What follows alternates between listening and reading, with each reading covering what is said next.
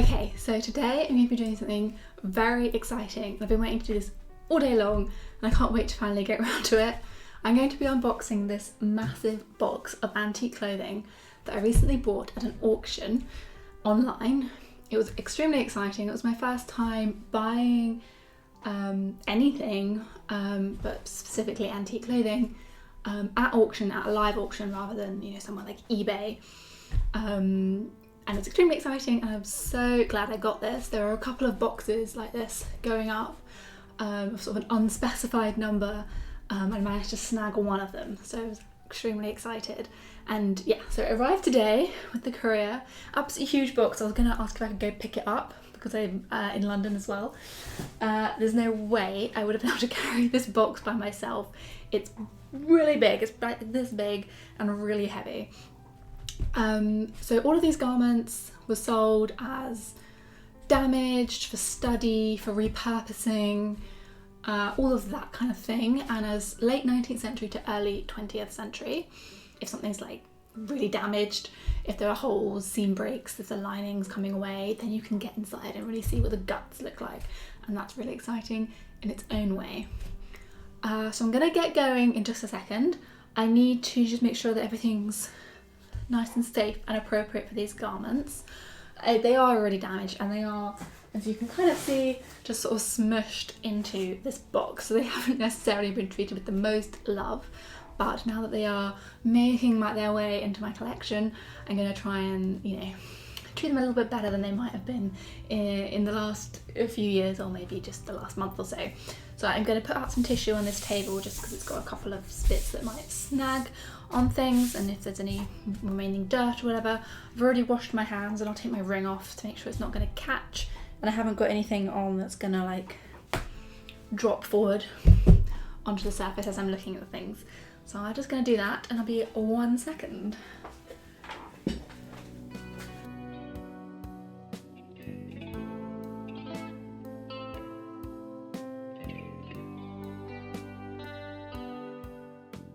Okay, so that's all set up. I've taken my ring off. So yeah, if you're ever examining antique garments, it's a good idea just to have a little bit of protection. This is an acid-free tissue paper, which is what you'd want to store antique garments in, but just for the kind of brief contact it's going to be having now, it will be fine. And this, yeah, it's just to protect it. So without further ado, let's get going. I'm just going to sort of reach in or see what looks exciting. So this is first up. Interesting kind of, I'd say bralette. It's obviously not a bralette, but short wow, what is going on here? So this looks like it might be some kind of like a dickie at the front, and then maybe it's a sort of vest. Okay, I think I've got it. Look at that gorgeous green. So I'm fairly certain that this is the front. Oh, okay, I get it. So what we've got, she's so pretty. I've not seen a sort of, so this is like a fake shirt essentially, that sits underneath. Oh wow, what was that? Who just made that loud clunking noise? Oh wow, there's some heavy weights in the top of this bodice. Interesting. Normally weights are quite common things to find in sort of skirts and stuff from these kinds of time periods, but I don't think I've seen them in the bottom of a short-waisted thing like this. Anyway, so we've got this sort of like vest, waistcoaty, short waistcoaty thing with this amazing dickie essentially, which is like some kind of, yeah, just a sort of very fine silk with these lace and ruffled rosettes decorating it. And then in the back, this is kind of where you get to see how it all works. So you can see how this does up in the back with a whole bunch of teeny tiny hooks and eyes. That's gorgeous. Oh, that's actually hooked onto the wrong thing, you poor babe. So you've got all these little hooks and eyes that go all the way down the back here. And then you've got these, and I'm guessing I mean, so you've got these little things, and I think this is to hold it down, and I'm actually guessing that these would have been designed to be tied into or tied on to. They're like little loops, and that you would have had maybe a belt that would have threaded through them, or you tie it onto something in your skirt. I'm actually not entirely sure what that's for, because I've definitely seen things on stuff from the sort of, all of this stuff has been taught is probably going to be from the late 19th to early 20th century, so I'm just going to kind of keep saying this period, because I'm not going to spend a long time trying to date everything.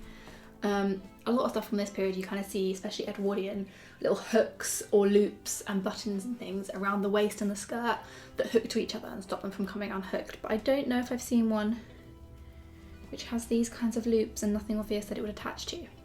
But yeah, so it's really cool. I can't wait to, this one I think will deserve a lot more attention. And it's obviously got this beautiful, is this soutache? Yeah, soutache braid. These, I think these might be, I feel like plastic actually. Are they jet? Jet's supposed to be warm when you touch it, that doesn't feel warm. And these little turquoise coloured, I think it's just, that looks like plastic as well. They don't sound like glass or stone when you tap them.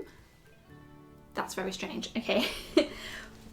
Other than the fact that it's got these weird plasticky looking things on it, I would say that this is probably kind of later 1900s going into 1910s, because you've got this super high waist here, and so that's where you get like that, like return to a sort of Empire line inspired look. So that would be my guess. Oh, and also I was going to just mention, look at these gorgeous little stays in the collar. I love this kind of stuff. So these high collars from this period, you'd have bits of like metal, wire, or sometimes like boning in them to hold the collar upright, and that's what this has got in it. It's got it just one on the centre back and then two on each side, and they're these kind of, they look like thread wrapped, oh, I think it's actually cardboard, you know. Yeah, thread wrapped cardboard, so that'd be really easy to make yourself if you ever wanted to. Okay, and she's in pretty good condition. I mean, there's some tacking that's come undone, that would be easy to fix. A bit of like staining, but I don't mind that. And some of the braid seems to have gone a bit brown, or are the thread stitching the braid on? Also interesting, not sure what that is. Okay, let's move on because there's a lot of these to get through. In case you're wondering, by the way, I'm going to be sort of putting these down behind me. They're going to a nice little nest of tissue, not just like on the grubby floor. So, right, let's grab someone else. I think there's quite a lot of black in this, so you have to bear with me if it's all a bit gothy. Oh my goodness, this fabric. This is amazing.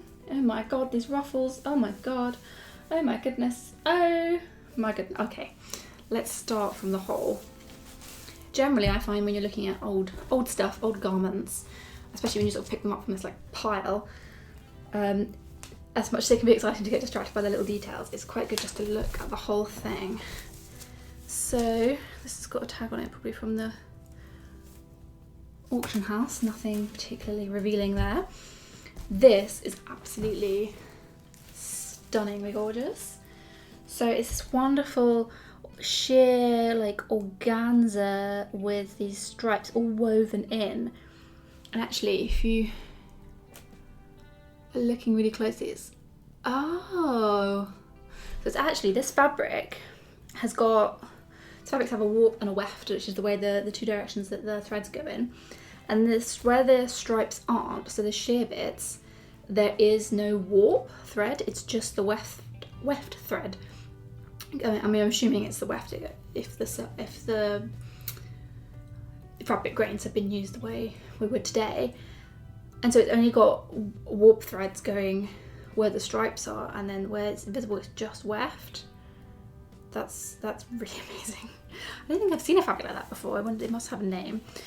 So it's got this weird little collar thing, neck ruffle.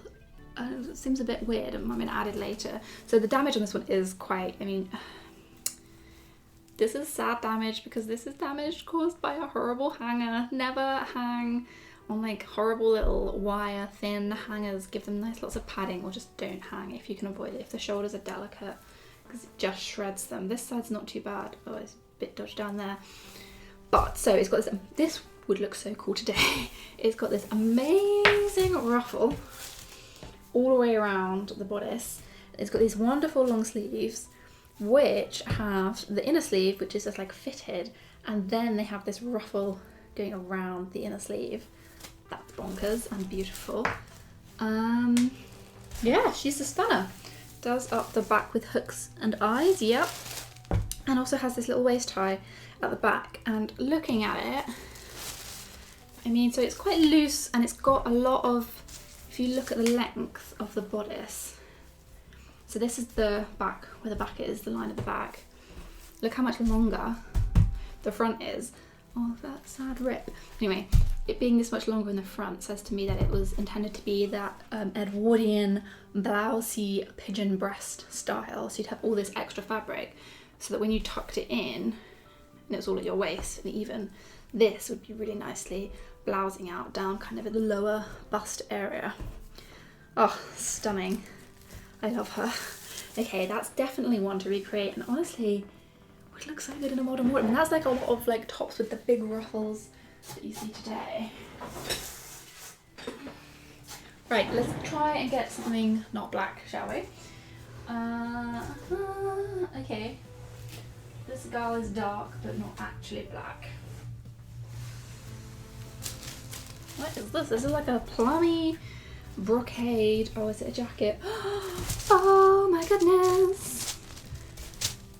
Oh, she's gorgeous. Look at this beautiful colour. Okay, so this is like a lovely plum brocade jacquard. I can never, one is where the pattern is different on the inside, and one's where it's the same, but I can't see the inside. So this is a really gorgeous fabric, some kind of silk jacquard, lovely velvet cuffs. I wonder if these originally matched and faded, or just, well, this was the closest they could get, because I'm for that. And then it's lined with this really nice polished cotton. I love polished cotton. I love how it looks, and I can never find it these days, which is a source of great sadness to me. As you can see, how all the seams have been tacked down on the inside. Oh, no, it's just the centre back seam has been tacked down. The rest have been overcast together.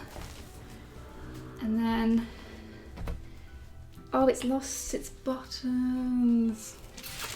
It's lost its buttons. That's sad. I bet they would have been beautiful. Might have to find some nice replacements. So it's got a little tiny pocket that's a fake pocket, plaguing women for a century or more. To be fair, pockets of this period are often quite good, but that's a fake one. And turn her over. She's got this nice little flare. Oh, interesting cut. The pockets are really far set back. I don't think they're even meant to be fake pockets. I think they're just decorative flaps. This back cut is absolutely stunning, but this curve would really make the waist look small. In terms of damage, she's pretty good. There's a little bit of fraying where the collar, or the under collar anyway, has been pieced. And other than the missing buttons, I'd say she's in pretty good condition. Yeah, lovely. Time period wise, I'm not totally sure. Maybe earlier, like 1890s than 19th century, but I think you kind of need to see it on the mannequin to see what the shape is like. Yeah, okay, nice. Right, next onwards we go. Okay, it's more black, but it's sticking out right at the top, and it's got all these crazy fringing. Yeah, so this gal is quite damaged. The silk is shattered. Well, not even shattered, but like one direction has worn away to the lining, I think. Or to... I don't even know what's happened. Yeah, I think just one direction of it. Like the fabric, so with the satin, you sort of float fabrics over the top of the weave. And so I think the bit that's been floated, the satin, is wearing away, and it's actually showing that the other direction of fabric, either has faded or just wasn't even black. Interesting. Interesting. But this fringing is bonkers. She's got a little tangled up with herself here. Not entirely sure what's happened, and I don't want to tug on it too much, so I might just leave that so we're not going to be damaging it. But look at that fringe. I don't think it would be supposed to be coming across the front here. I think that's where it's gotten tangled. It goes all along the back there, and then you've got this amazing collar design, which isn't actually a collar, but it's just like going piped into it. This is so great. And you've got a little fake bow thing. Oh, the snaps come undone, so it's broken off, but it would close there. It has no other closures. Oh, I hadn't realised how wide these cuffs were. Exact big wide cuffs. I don't know, I mean, it's kind of giving me like an early 20s vibe, but I don't know, it doesn't feel early 20s in other ways. I have no idea when this is from, but it's gorgeous, and it's got, oh, so this is what I mean by, I mean, it's got this amazing lining, absolutely stunning fabric to use in a lining. But this is what I was saying about damage, letting you see things. So the lining is also worn away at the top here, and I can see, if you can see that, blue fabric underneath, which is some kind of wool, I think. It's like some kind of wool flannel that's, I think, it's got a twill weave that's been used as an interlining for warmth, presumably. And it makes sense because actually when you feel the inside, it feels like it's up at the top here but not down here. I wonder if it's maybe just for firming it up. So they might have interlined just the upper body for warmth, or just for structure. But yeah, she's amazing. That fringe. See, this is another thing. Design inspiration. This is what I love